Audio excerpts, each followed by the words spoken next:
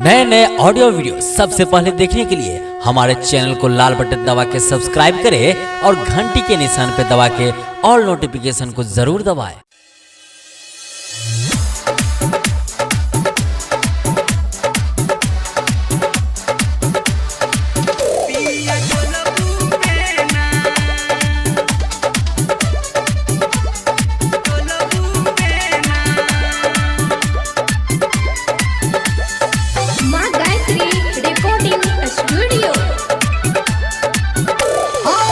गरमी से छूटई या पसीना पिया डोलबू बेना।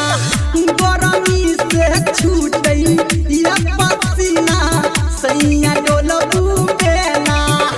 यो पिया डोलबू बेना, यो सैया डोलबू बेना।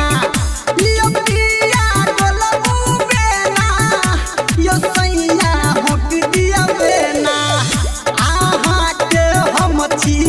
फूल देना राजा डोलबू बेना। गरमी से छूटई या पसीना पिया डोलबू बेना। गरमी से छूटई या पसीना सैया डोलबू बेना।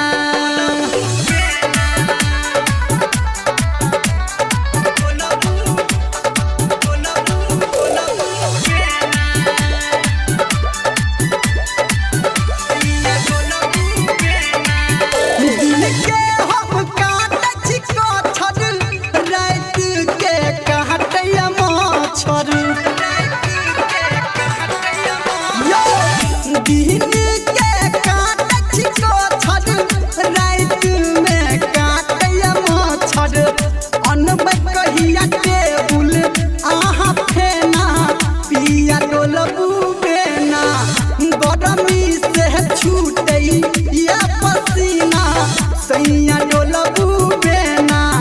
गरमी से छूटई या पसीना पिया डोलबू बेना।